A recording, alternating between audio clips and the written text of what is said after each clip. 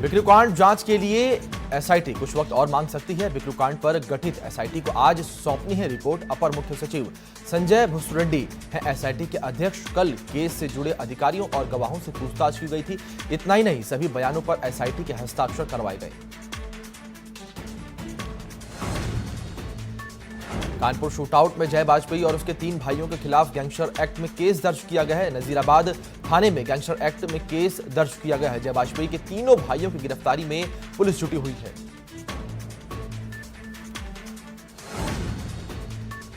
कानपुर में संजीत अपहरण हत्याकांड में निलंबित इंस्पेक्टर रणजीत राय का वीडियो वायरल हो रहा है, जिसमें रणजीत राय का डांस करते हुए ये वीडियो देखा जा सकता है। रणजीत राय के साथ अपराधी और पुलिस वाले डांस कर रहे हैं। कानपुर में बर्रा थाने के इंस्पेक्टर थे रणजीत राय। कानपुर में शहीद पुलिसकर्मियों के परिजनों को भारतीय स्टेट बैंक ने आर्थिक मदद दी है। शहीद के परिजनों को 30-30 लाख रुपए की आर्थिक मदद भारतीय स्टेट बैंक ने दी है। बिकरू कांड में शहीद हुए थे ये 8 पुलिसकर्मी।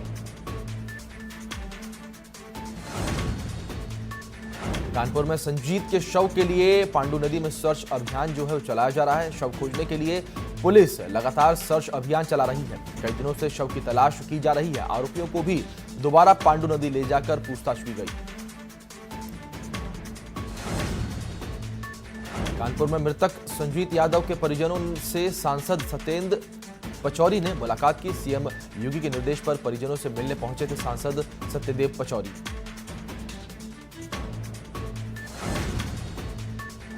अनलॉक 3 को लेकर यूपी सरकार ने गाइडलाइंस जारी कर दी हैं। हर वीकेंड में पहले की तरह ही व्यवस्था जारी रहेगी।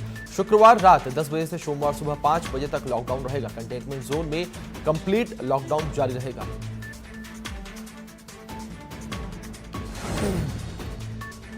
देश में लगातार कोरोना की रफ्तार बढ़ती जा रही है। एक दिन में 55,079 नए केस सामने आए हैं और 24 घंटे में 779 लोगों की मौत हुई है। देश में 16 लाख के पार कोरोना का आंकड़ा पहुंच चुका है। देश में कोरोना संक्रमितों की संख्या 16,38,871 हो गई है। तो वहीं देश में कोरोना के 5,45,318 एक्टिव केस हैं।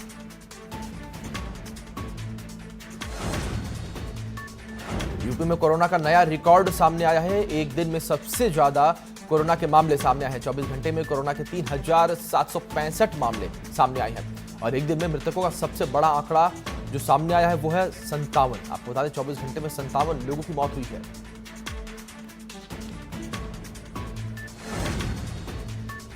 लखनऊ राजधानी में सबसे ज्यादा कोरोना मरीज मिले हैं। 24 घंटे में 485 कोरोना पॉजिटिव मिले हैं। तो वहीं 24 घंटे में कोरोना से 4 लोगों की मौत हुई है। लखनऊ में कोरोना मरीजों की संख्या 7,737 पर पहुंच चुकी है।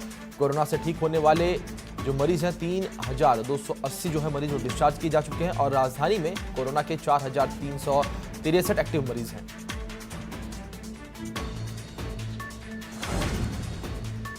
कांग्रेस महासचिव प्रियंका गांधी वाड्रा ने दिल्ली में 35 लोधी स्थित अपना बंगला खाली कर दिया है। वहीं बंगले को खाली करते हुए प्रियंका गांधी ने अधिकारियों को खुद बंगले में मौजूद एक-एक चीज की जांच करवाई। साथ ही उन्होंने कहा कि जाने के बाद कोई गड़बड़ न हो, इसलिए पहले ही देख लीजिए।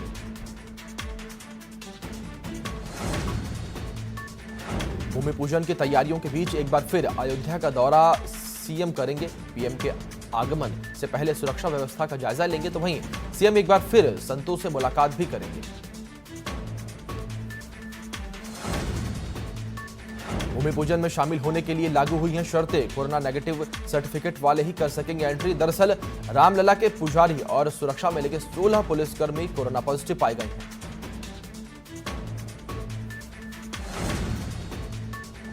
अयोध्या में राम मंदिर की भूमि पूजन को लेकर तैयारियां जोरों शोरों से चल रही हैं। 5 तारीख को लेकर तैयारियां तेज हैं। राम जन्मभूमि परिसर को सजाया जा रहा है। कार्यक्रम के लिए जर्मन टेंट लगाया जाएगा।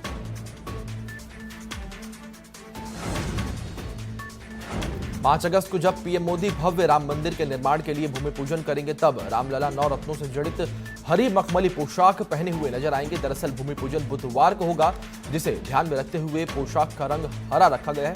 रामलला के साथ साथ भरत, लक्ष्मण, शत्रुघ्न सहित रामदूत हनुमान जी के लिए भी पोशाक के सेट, बिछावन, पर्दा बनाया जा रहा है और पोशाक सिलने का काम भागवत प्रसाद अपने भाई और बेटे के साथ कर रहे हैं। आपको बता दें कि भागवत प्रसाद का परिवार 3 पीढ़ियों से रामलला की पोशाक सिलने का काम कर रहा है।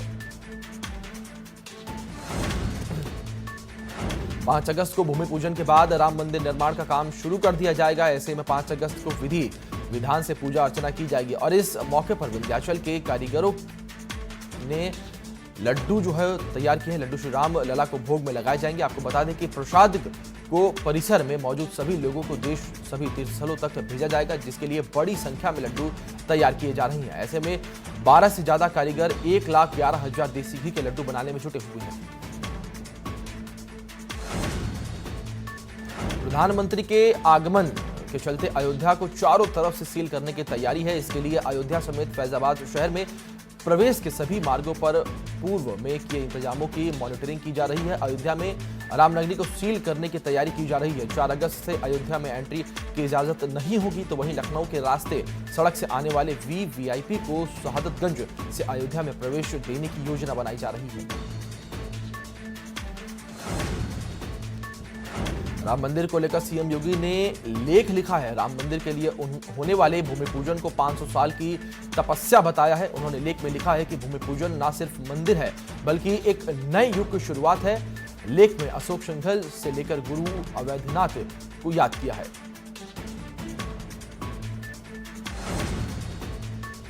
शिया वक्फ बोर्ड के पूर्व अध्यक्ष वसीम रिजवी 5 तारीख को भूमि पूजन में शामिल होने के लिए ट्रस्ट से मुलाकात करने कारसेवकपुर पहुंचे, जहां ट्रस्ट के महासचिव चंपत राय से उन्होंने मुलाकात की। मुलाकात के बाद वसीम रिजवी ने कहा कि अयोध्या में सभी धर्मों के लिए स्कूल या अस्पताल बनी है। अयोध्या में नमाजियों की कमी है, मस्जिदों की नहीं। आज कई बड़े अफसर अयोध्या दौरे पर रहेंगे। मुख्य सचिव RK Tiwari, ACS home Awanish, DGP HC Awasthi भी आज अयोध्या के दौरे पर रहेंगे। एडीजी जोन एसएन सावंत भी अयोध्या जाएंगे। 5 अगस्त की तैयारियों का सभी लोग जायजा लेंगे। अधिकारियों के साथ सुरक्षा व्यवस्था को लेकर चर्चा भी की जाएगी। उत्तराखंड के पिथौरागढ़ के आपदाग्रस्त मोरी गांव में आपदा प्रभावितों की समस्या सुनकर लौट रहे कांग्रेसी विधायक हरीश धामी मलबे के तेज बहाव में बहने से बाल बाल बच गया। हरीश धामी चिमड़िया गाड़ नाले के पार करते समय मलबे के तेज बहाव में संतुलन बिगड़ने से बह गए। इस दौरान साथ में मौजूद कांग्रेस कार्यकर्ताओं ने बमुश्किल से धामी को बचाया। उत्तराखंड के नए मुख्य सचिव ओम प्रकाश आज कार्यभार संभालेंगे। मौजूदा मुख्य सचिव उत्पल कुमार सिंह आज रिटायर हुए हैं। 1987 बैच के आईएएस हैं ओम प्रकाश। वर्तमान में अपर मुख्य सचिव ओम प्रकाश को सरकार ने प्रदेश का नया मुख्य सचिव नियुक्त किया है। उत्तराखंड में कई जिलाधिकारियों का तबादला किया गया है। रंजुना को उधम सिंह नगर का डीएम बनाया गया है। नीरज खेरवाल को अपर सचिव मुख्यमंत्री ऊर्जा की जिम्मेदारी दी गई है। उत्तराखंड में कोरोना मरीजों का आंकड़ा 7,065 पहुंच चुका है। आज कोरोना के 199 नए मामले सामने आए, तो वहीं कोरोना से अब तक 76 लोगों की मौत हो चुकी है।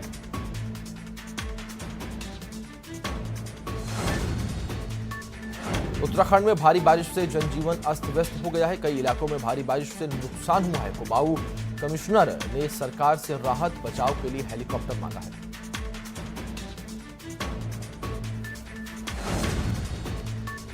टिहरी में भारी बारिश के चलते हादसा हो गया। मकान के ऊपर मलबा गिर गया, जिससे 3 लोगों की मौत हो गई। पुलिस और एसडीआरएफ रेस्क्यू में जुटी है।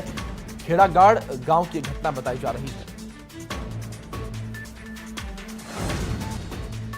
हल्द्वानी के सुशीला तिवारी अस्पताल में कोरोना मरीजों ने हंगामा कर दिया। मरीजों का आरोप था कि अस्पताल में गंदगी का अंबार है और उन्हें खराब खाने जो है वो दिया जा रहा है, जिसके बाद प्रबंधन ने मामले का संज्ञान लेते हुए अस्पताल का दौरा किया और खाने की जांच की और गंदगी पर प्रबंधन ने सफाई सुपरवाइजर को फटकार भी लगाई। फिरोजाबाद में आगरा लखनऊ एक्सप्रेसवे पर हादसा हो गया। डबल डेकर बस डिवाइडर से टकरा गई, जिससे हादसा हो गया। हादसे में एक यात्री की मौत हो गई, जबकि 5 की हालत गंभीर बनी हुई है। नगला खंगर इलाके की घटना बताई जा रही है।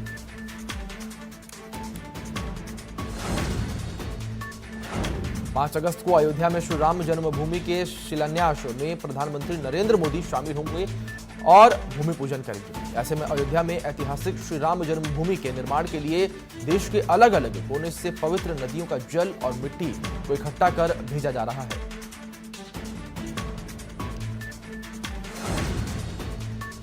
जनपद चंदौली में पुलिस ने एक गिरोह का भांडाफोड़ करते हुए गिरोह के 3 सदस्यों को गिरफ्तार किया है। गिरोह के पास से आधा दर्जन की संख्या में चोरी की बाइक और ट्रैक्टर सहित खुली हुई बाइक और उनके पार्ट्स बरामद किए गए हैं।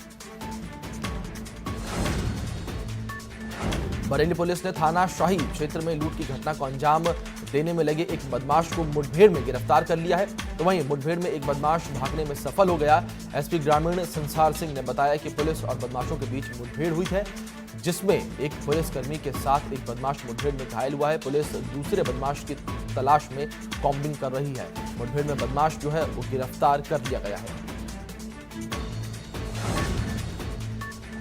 संभल में एक खाद्य व्यापारी की लूट के बाद हत्या कर दी गई। दरअसल वारदात को उस वक्त अंजाम दिया गया जब व्यापारी अपनी दुकान बंद करके घर वापस लौट रहे थे। तभी 4 बाइक सवार बदमाशों ने रास्ते में घेर लिया और लूट के बाद गोली मारकर वहां से फरार हो गए। घटना के बाद लोगों ने पुलिस के खिलाफ नारेबाजी भी की और आरोपियों की गिरफ्तारी की मांग की।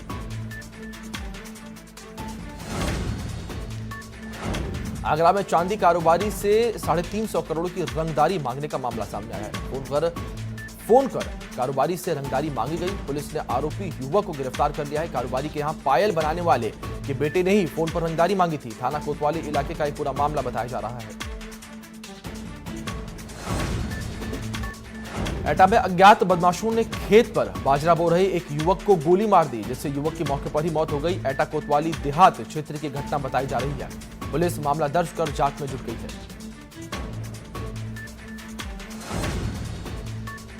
अमेठी में ससुराल में रह रहे अधेड़ शख्स की चाकू से गला रेतकर हत्या कर दी गई।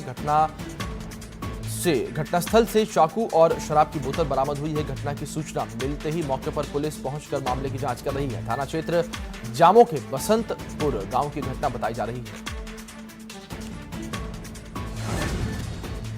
कानपुर में दबंग बाइक सवारों ने ऑटो चालक को जमकर पीट दिया। साइड न देने से नाराज बाइक सवारों ने ऑटो चालक को बीच सड़क पर पीट दिया। घटनास्थल से 100 मीटर की दूरी पर ही पुलिस जांच कर रही थी, लेकिन दबंगों ने दबंगई दिखाते हुए ऑटो चालक को जमकर पीट दिया। अकबरपुर कोतवाली क्षेत्र के ओवरब्रिज के पास की ये पूरी घटना बताई जा रही है।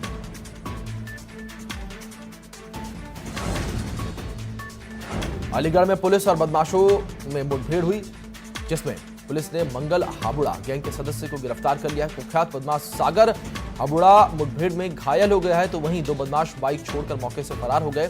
बदमाश के पास से तमंचा और बाइक जो है पुलिस ने बरामद कर ली है। घायल बदमाश 3 महीने पहले पैरोल पर रिहा हुआ था। अनुपशहर रोड की CDF चौक की घटना बताई जा रही है। कोरोना संक्रमण के कारण अपने जनपद में लौटे प्रवासी और बेरोजगार युवा अब घर बैठे विभिन्न विभागों की स्वरोजगार योजनाओं के लिए ऑनलाइन भी आवेदन कर सकेंगे। चमोली जिला प्रशासन ने बेरोजगार युवाओं की सुविधा के लिए वेबसाइट तैयार की है, जिसके माध्यम से एक ही प्लेटफॉर्म पर कृषि, उद्यान, उद्योग, डेयरी, मत्स्य, पशुपालन आदि विभागों की योजनाओं के लिए आसानी से घर बैठे ऑनलाइन आवेदन किया जा सकता है। कोरोना के कारण देश में हुए लॉकडाउन से गरीब और मध्य वर्गीय परिवार और व्यापारी आज आर्थिक तंगी से गुजर रही हैं और युवा बेरोजगार हो रही हैं। इन्हीं सब समस्याओं को लेकर हरिद्वार कांग्रेस ने ब्रह्मपुरी में प्रदेश सरकार के खिलाफ प्रदर्शन किया। इस अवसर पर पूर्व राज्य मंत्री संजय पालीवाल ने कहा कि आज जब लॉकडाउन की सबसे ज्यादा जरूरत है, तब सरकार लॉकडाउन खोल रही है। साथ ही उन्होंने कहा कि आज देश के मध्य वर्गीय परिवार और व्यापारी आर्थिक तंगी झेल रहे हैं और युवा बेरोजगार हो रहे हैं।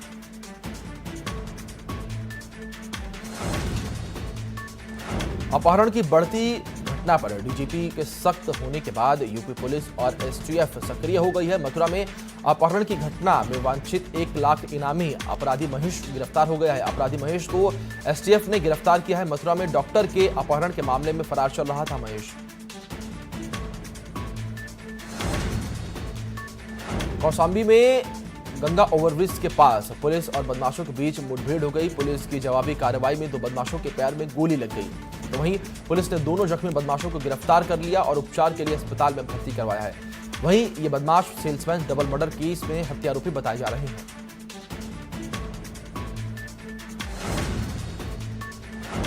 कोरोना का खतरा लगातार बढ़ता ही चला जा रहा है, तो वहीं गाजीपुर में कोरोना से जुड़ा एक और ऐसा मामला सामने आया है जो वाकई चिंता बढ़ाने वाला है। दरअसल गाजीपुर में 42 कोरोना पॉजिटिव मरीज लापता हैं। जिससे स्वास्थ्य विभाग में हड़कंप मचा हुआ है। सभी लापता कोरोना पॉजिटिव मरीजों का जिला प्रशासन और पुलिस पता लगाने में लगी हुई है। लापता मरीजों का अभी तक उन्हें ट्रेस नहीं किया जा सका है। लापता होने की वजह यह है कि कोरोना पॉजिटिव मरीजों का मोबाइल नंबर या तो स्विच ऑफ है या तो गलत है। नोएडा थाना सेक्टर 49 इलाके में सरफाबाद गांव में बच्चे को अगवा किए जाने के मामले में पुलिस ने आरोपियों को गिरफ्तार कर लिया है।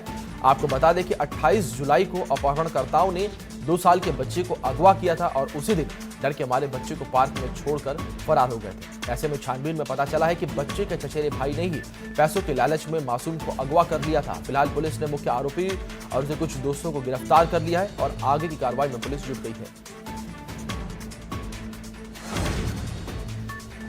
एटा जलेसर थाना क्षेत्र में बाइक सवार 3 अज्ञात बदमाशों ने एक बिस्किट व्यापारी के चालक और मुनीब से तमंचे के बल पर करीब 1.5 लाख रुपए की नकदी लूट ली। जानकारी मिलते ही एजेंसी संचालक भी मौके पर पहुंच गया, तो वहीं पुलिस लुटेरों की तलाश कर रही है। लुटेरों का पता नहीं चल सका है।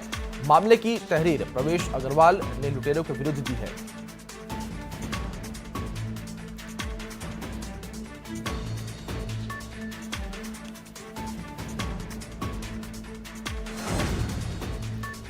कानपुर जिले की चकेरी पुलिस को बड़ी सफलता हाथ लगी है। दरअसल पुलिस ने टप्पेबाजी करने वाले गिरोह के 8 सदस्यों को गिरफ्तार किया है। आपको बता दें कि शातिर ठग लोगों को विदेशी करेंसी दिखाकर ठगी करते थे।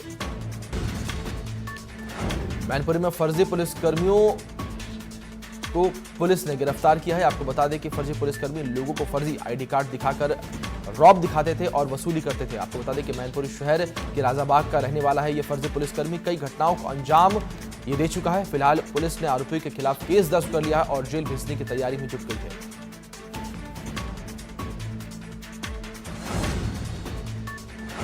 मिर्जापुर में आत्मनिर्भर बनाने के लिए बेरोजगारों को ट्रेंड कारीगरों के द्वारा प्रशिक्षण दिया जा रहा है। ट्रेंड कारीगरों के माध्यम से घंटों बेरोजगार युवाओं को प्रशिक्षण देकर हुनरमंद बनाया जा रहा है। बढ़ई हलवाई की प्रशिक्षण लेकर ये बच्चे खुद का रोजगार कर सकेंगे।